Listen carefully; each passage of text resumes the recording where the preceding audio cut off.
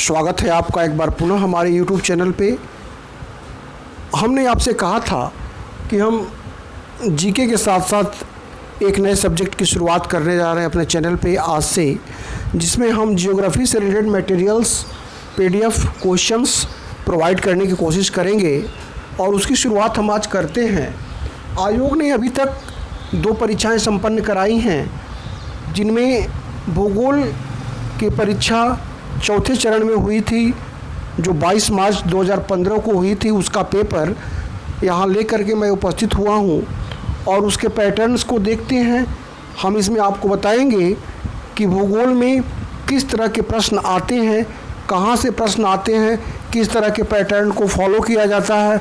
46 और 47 के questions paper के डिटेल सॉल्यूशंस हम यहाँ पर आपको प्रोवाइड करेंगे। और अगर आपका रुझान, आपका इंटरेस्ट, आपका समर्पण हमारे चैनल पर मिलता है तो फर्दर इसको आगे बढ़ाने का प्रयास किया जाएगा। तो शुरुआत करते हैं बिना देरी किए पहले प्रश्न की तरफ। और जैसा कि आप जानते हैं इसकी शुरुआत होती है 31वें प्रश्न से, क्योंकि पहला पेपर जो है कंपलसरी होता है, जीके का होता है, जिसकी ऑलरेडी तैयारी हमारे चैनल के माध्यम से आपको बताई जा रही है। बहुत सारे मटेरियल्स रोज़ हम प्रोवाइड कर रहे हैं और उसमें हम लगातार लगे हुए हैं। उससे संबंधित वीडियो भी हम अपलोड करेंगे जो जीके का होगा, लेकिन यहाँ ज्योग्राफी की बात की जा रही है। तो जो ज्योग्राफी का पहला प्रश्न है वह कह रहा है, यहाँ पे 31 प्रश्न हो गया और आपके ज्योग्राफी का पहला प्रश्न हो गया, क्योंकि आप जानते हैं सब्जेक्ट के 70 प्रश्न होते हैं। दूर संवेदन के बारे में निम्न में से क्या सत्य नहीं है? Which of the following is not correct about remote sensing? तो इसमें जो 4 ऑप्शन आपको दिए हुए हैं वो चारों ऑप्शंस में से 3 ऑप्शन तो सही है दोस्तों, लेकिन जो तीसरा ऑप्शन है, जो सी ऑप्शन है, जिसमें कह रहा है कि x rays are mostly used in remote sensing, यह गलत है। क्योंकि रिमोट सेंसिंग में मित्रों infrared, gamma rays and rarely ultraviolet rays used होती है, न कि एक्सरेज यूज होती है। तो आपको ध्यान में रखना होगा infrared, gamma rays and ultraviolet rays used होती है। इस तरह से यह सी जो है यह गलत है। इस प्रकार इसका उत्तर हुआ सी, यानी कि 31 का सी। अगले प्रश्न की तरफ बढ़ते हैं और अगला प्रश्न जो है वह इकोनॉमी से है, जो एग्रीकल्चर इकोनॉमिक ज्योग्राफी से है, और वह पूछ रहा है कि कृषि का वह प्रकार जिसे बड़े आकार वाले खेतों में यांत्रिक विधियों से किया जाता है कहलाती है। हम आपको बता दें कि कृषि का जो विस्तृत जो कृषि होती है एक्सटेंसिव फार्मिंग, इसका सही जवाब है। जहां बड़े बड़े फार्म होते हैं, कई हज़ार एकड़ के फार्म होते हैं, जहां पर पॉपुलेशन कम है और बड़े बड़े मैदान हैं, जैसे कि अमेरिका वगैरह में, वहां पर एक्सटेंसिव फार्मिंग की जाती है। अगले प्रश्न की तरफ बढ़ते हैं और अगला प्रश्न जो है वह कह रहा है कि निम्नलिखित में से फसलों के किस समूह को उन क्षेत्रों में उगाया जा सकता है जहां तापमान 20 डिग्री से 27 डिग्री सेंटीग्रेड एवं वार्षिक वर्षा 150 सेंटीमीटर से ऊपर हो।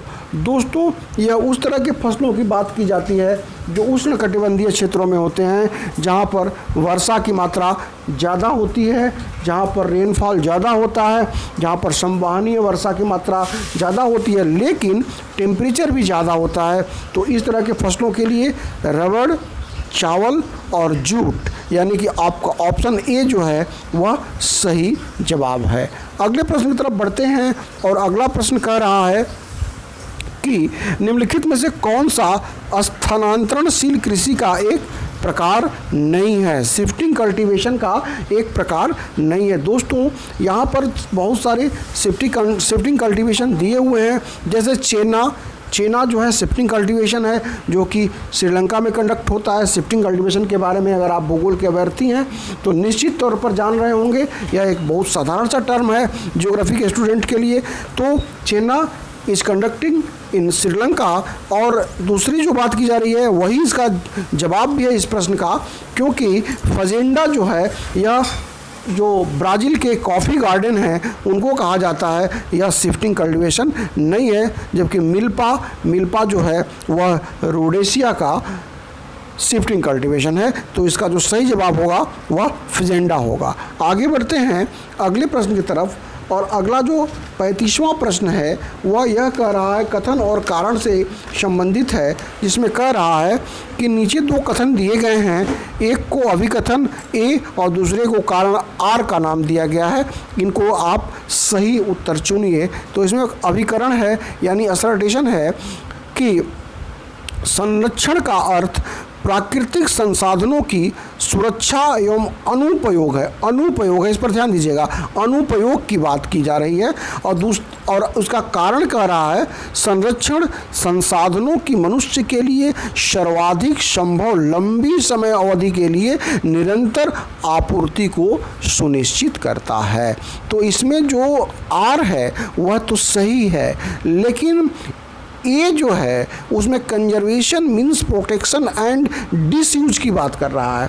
अगर यह मिसयूज की बात करता तो सही हो जाता, डिसयूज कोई टर्म नहीं है, इसलिए यहाँ पर ए गलत है और आर सही है, यानी कि 35 का बी जो है वह सही ऑप्शन है। आगे बढ़ते हैं अगले प्रश्न की तरफ, और जो आपका अगला प्रश्न है वह आपका इकोनॉमिक ज्योग्राफी से रिलेटेड है, जिसमें बहुत सारे थियरी की बात की जाती है और यहाँ पर उन्हीं थियरी को दिया गया है। वेबर, हूबर, हॉटलिंग, स्मिथ, इन सारे नामों से आप निश्चित तौर पर अवगत होंगे। वेबर की आइसोडपान थियरी को कौन नहीं जानता। तो यहाँ पर जो आपका ऑप्शन ए है उसको अगर आप मिलाएंगे तो आप देखेंगे कि वेबर ने न्यूनतम परिवहन लागत का सिद्धांत दिया था, जबकि हूबर ने न्यूनतम उत्पादन लागत का सिद्धांत दिया था, जबकि फ्लोटर और हॉटलिंग ने बाजार प्रतिस्पर्धा का सिद्धांत दिया था, जबकि स्मिथ महोदय ने अधिकतम लाभ का सिद्धांत दिया था। तो यहाँ पर आपका इस तरह के थियरीज को आपको याद रखने होंगे, इस तरह के पैटर्न को आपको ध्यान में रखना होगा कि जियोग्राफी में इन सारे पैटर्न्स को फॉलो किया जा रहा है। तो आपको डेप्थ में स्टडी करनी होगी। अगर आपका रुझान बढ़ता है, अगर आपकी सक्रियता बढ़ती है, अगर आप हमारे साथ बने रहते हैं तो निरंतर आपको इस सब्जेक्ट से रिलेटेड सारे मटेरियल्स फर्दर प्रोवाइड किए जाएंगे। हमारे चैनल पर ज्योग्राफी की पूर्ण रूपेण तैयारी कराई जाएगी। तो इसका जो सही जवाब होगा 36 का ए। आगे बढ़ते हैं 37वें प्रश्न की तरफ, और 37वां प्रश्न जो है वह कह रहा है अग्रणी पेट्रोलियम उत्पादक देशों का सही अवरोही क्रम क्या है, यानी डिसेंडिंग ऑर्डर की बात की जा रही है। फर्स्ट, सेकेंड, थर्ड, फोर्थ की बात की जा रही है। तो दोस्तों यह परीक्षा जब संपन्न हुई थी वह हुई थी 22 मार्च 2015 को, लेकिन आयोग ने दो परीक्षाएं कंडक्ट कराई हैं, 46 और 47। तो उन सारे प्रश्नों का अवलोकन जरूरी हो जाता है, इसीलिए मैंने पहले 46 को उठाया है। इसके बाद इसकी समाप्ति के बाद हम 47 की बात करेंगे, फिर पूरे पैटर्न की बात करेंगे, कहाँ से प्रश्न आ रहे हैं, फिजिकल ज्योग्राफी से आ रहे हैं, कार्टोग्राफी से आ रहे हैं, थॉट से आ रहे हैं, ज्योग्राफी ऑफ इंडिया से आ रहे हैं, या जो भी सिलेबस है उससे कहाँ से आ रहे हैं, वो सारी बातें मैं बताऊंगा। तो यहाँ यह प्रश्न भी इकोनॉमिक ज्योग्राफी का है, जिसमें डिसेंडिंग ऑर्डर में प्रोडक्शन ऑफ पेट्रोलियम की बात करी गई है। मैंने बताया कि 2015 में जब यह प्रश्न आया था उस समय भी यूएसए, सऊदी अरब, रसिया और ईरान, यह पैटर्न सही था। वर्तमान 2019 के जो डेटा जो उपलब्ध हैं उसके अनुसार भी यही पैटर्न फॉलो हो रहा है, लेकिन यूएसए भी आज के डेट में यूएसए 18%, सऊदी अरबिया 12%, रसिया 11%, जबकि आज यहाँ पर ईरान दिया हुआ है, जबकि कनाडा का स्थान 5% कनाडा प्रोड्यूस कर रहा है पूरे वर्ल्ड के पेट्रोलियम का, जबकि ईरान आज चौथे नंबर पे है। तो उस समय आज के हिसाब से यहाँ पर ईरान की जगह पे कनाडा होना चाहिए, लेकिन तत्कालीन समय में जब यह प्रश्न आया था तो सी इसका सही जवाब था। आगे बढ़ते हैं, और यह प्रश्न जो है यह भूगोल के विद्यार्थियों के लिए या यह जनरल स्टडी का भी प्रश्न है, क्योंकि पूरी दुनिया जानती है, सब लोग जानते हैं कि सिल्वर प्रोडक्शन में मैक्सिको, प्रारंभ से ही लीडिंग रोल में रहा है और वर्तमान में भी लीडिंग रोल में है, तो Mexico is the right answer of question number 38. You have no need of explanation of particular this question. So move to question number 39. आगे बढ़ते हैं और अगला प्रश्न जो है वह थोड़ा सा टेक्निकल है और वह यह कह रहा है कि निम्नलिखित परिवहन के प्रकारों में किसकी टर्मिनल लागत न्यूनतम है। तो दोस्तों यहाँ पर हम बता दें, बहुत लोग समझते हैं कि वाटर ट्रांसपोर्टेशन की टर्मिनल लागत न्यूनतम होगी, लेकिन नहीं। ट्रांसपोर्टेशन लागत जो होती है रोड ट्रांसपोर्टेशन की सबसे कम होती है, क्योंकि road transportation cost are only slightly less than this is due to very low terminal charges. Fixed cost are only 10% of total rail. तो इसलिए rail, water and others relatives terminals. तो आपका यहाँ पर जो जवाब होगा वह होगा सड़क परिवहन।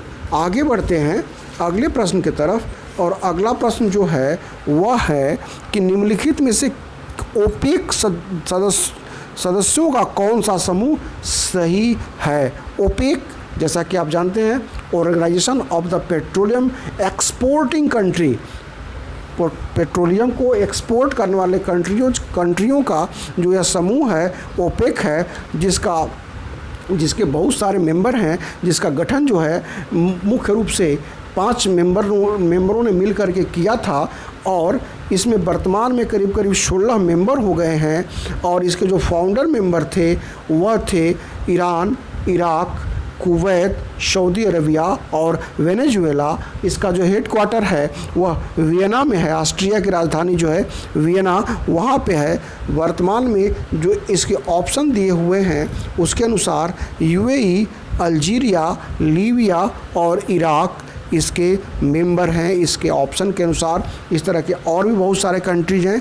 तो यहाँ पर 40 का जो बी है वह सही जवाब है।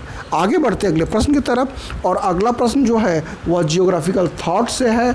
और जियोग्राफिकल थॉट में यह प्रश्न पूछ रहा है कि मैकेंडर ने हृदय स्थल सिद्धांत को प्रतिपादित किया। हार्टलैंड थियरी भूगोल की जियोग्राफिकल थॉट की एक प्रमुख थियरीज में से रही है। मैकेंडर जो एक ब्रिटिश जियोग्राफर थे और जिन्होंने हार्टलैंड थियरी की बात की थी। उन्होंने कहा था कि जो हार्टलैंड पर शासन करेगा वह पूरे विश्व पर शासन करेगा। और इन्होंने इस थियरी के माध्यम से global influence lies in what is known as the heartland, a region of the world situated in Eurasia due to its sheer size, a wealth of resources and a high population। इसकी बात उन्होंने करी थी। इन्होंने अपनी पुस्तक the geographical point of history में इस सिद्धांत को वर्णित किया था। यानी 41 का बी जो है वह सही जवाब है। आगे बढ़ते हैं अगले प्रश्न की तरफ और अगला प्रश्न है कि निम्नलिखित में से कौन सा सामाजिक कल्याण का सूचक नहीं माना जाता है। यहाँ पर कह रहा है कि not considered as an indicator of social wellbeing. Social wellbeing की बात की जा रही है।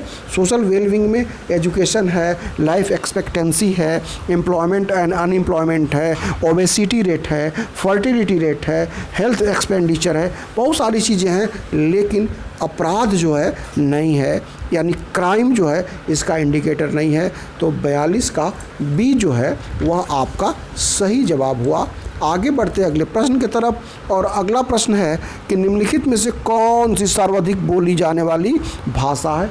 जैसे मैंने मैक्सिको के बारे में बताया था, जो सिल्वर प्रोडक्शन पूछा था और यहाँ पर पूछ दिया कि सबसे बोली जाने वाली भाषा कौन सा है, तो यह आप समझ लीजिए कि आपके लिए गिफ्ट है यह प्रश्न, क्योंकि यह एक साधारण सा प्रश्न है और इसमें बहुत ज़्यादा एक्सप्लेनेशन की आवश्यकता नहीं है। पूरी सारे लोग सहमत होंगे कि चाइना में बोले जाने वाली जो भाषा मैंडरिन है, जिसके जो बोलने वाले 917 मिलियन पीपुल्स हैं, वह सबसे ज़्यादा बोले जाने वाली भाषा है और मैंडरिन इसका सही जवाब है। I think for particular this question you have no need of explanation.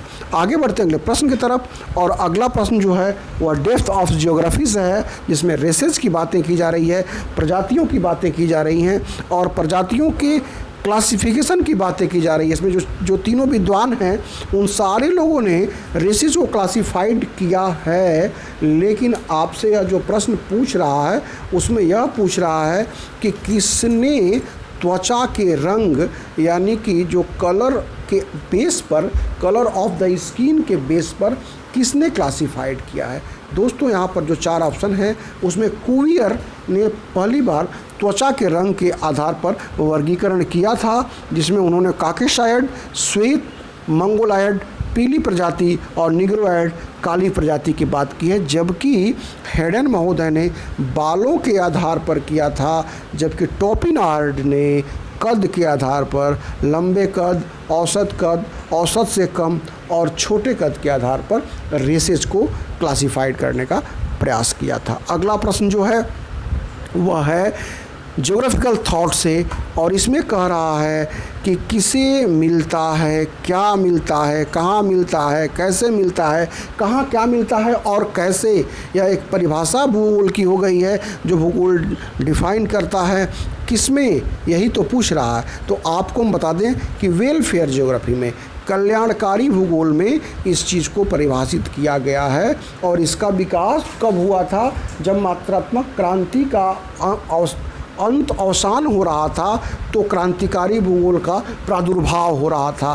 तो 1970 के डिकेड्स में यह कल्याणकारी वेलफेयर जो है ज्योग्राफी सामने आया, जिसमें कि सामाजिक समस्याओं के समाधान से संबंधित बातें की गई। और इसके प्रवक्ताओं में स्मिथ हैं, फ्रैंक हैं, प्रमुख रूप से इनका योगदान रहा है। यानी कि 45 का बी जो है आपका सही जवाब है। और अगले प्रश्न के साथ हम इस श्रृंखला को समाप्त करेंगे। इसके बाद धीरे धीरे 15-20 प्रश्नों की श्रृंखलाओं के साथ हम उपस्थित होते रहेंगे, क्योंकि वीडियो लंबा हो जाएगा। और अगला प्रश्न जो है वह आपका ट्राइब्स से है, और इस ट्राइब्स की बातें की जा रही हैं और इनको मिलाने की बातें की जा रही हैं, सुमेलित करने की बातें की जा रही हैं।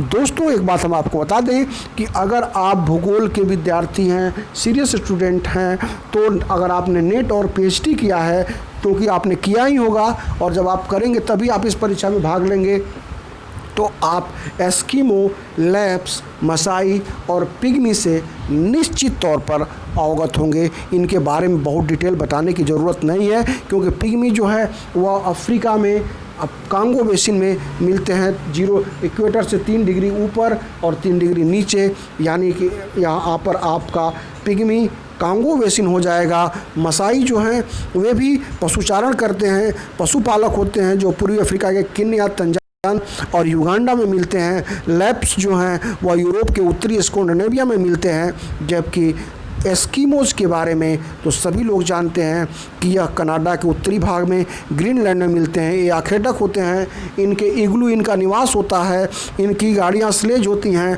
हार्पून इनका हथियार होता है। बहुत सारी और भी बातें होंगी भविष्य में जब हम आपसे मुखातिब होंगे, जब हम कंटिन्यू करेंगे। तो इसी के साथ इस छोटे से चरण को, ज्योग्राफी की जो शुरुआत मैंने करी है, जिसकी डिमांड थी, मैं अंत करता हूं। और नेक्स्ट फर्दर जो कंटिन्यूएशन में क्वेश्चन है उसको नेक्स्ट वीडियो के माध्यम से मैं ज्योग्राफी के लिए पार्टिकुलर लेकर उपस्थित होऊंगा, और मैं जीके में कंटिन्यू करता रहूँगा। तो इसको आप वॉच करें, अपने राय दें। धन्यवाद दोस्तों।